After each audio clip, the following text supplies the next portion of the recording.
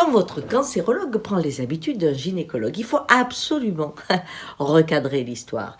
Et malheureusement, cela arrive de plus en plus fréquemment où on ne sait pas pourquoi ceux qui détiennent la médecine, ceux qui ont un pouvoir sur vous au moment où vous êtes le plus vulnérable dans votre route, se trouvent capables d'avoir aussi le rôle de prédicteur. Hein.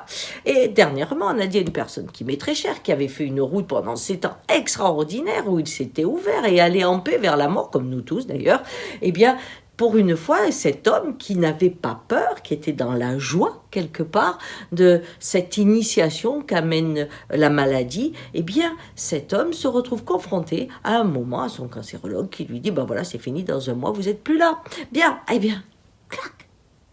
Qu'est-ce qu'il pose quand il dit cela?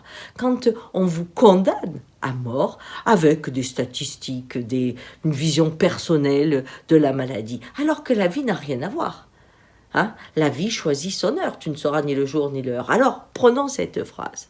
Tu ne sauras ni le jour ni l'heure.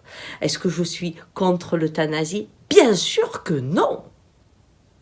Je suis pour le fait que si la vie passe par moi pour faire mettre fin à cette expression qui est le corps, eh bien, si moi, je décide d'arrêter, bien sûr, c'est mon corps et la vie est passée par moi pour que je sois celui qui mette un fin.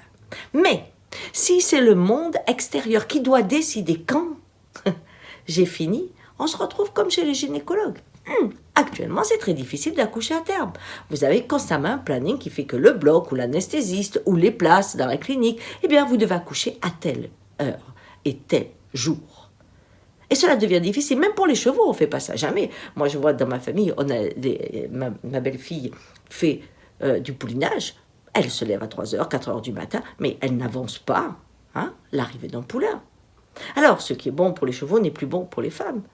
Et si je dois commencer à décider que la vie arrive à telle heure, alors je suis sur la route de la mort arrivera aussi à telle heure. Parce que quel est ce processus que l'on est en train de mettre en route? On entend des phrases par Jacques Attali, par exemple, qui laissent penser qu'un vieux coûte trop cher. Hein? Bon, alors, donc, pensons bien.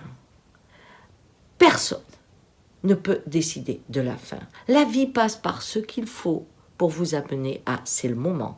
Et vous-même, vous pouvez être l'instrument par lequel elle passe. La souffrance arrive à un tel point parfois qu'il faut dire stop, mais c'est que l'être entier est prêt à partir. Parce que réfléchissez juste à cela. Si il suffisait de souffrir pour arrêter de vivre, franchement, on ne serait pas nombreux sur la planète. Regardez tous les camps de concentration, toutes les horreurs qu'on voit dans les films. C'est des souffrances épouvantables et pourtant l'homme ne dit pas stop. Donc, quand quelqu'un va vers la mort en disant stop, c'est qu'à l'intérieur de lui quelque chose s'est passé. Et au-delà de la souffrance, il est prêt.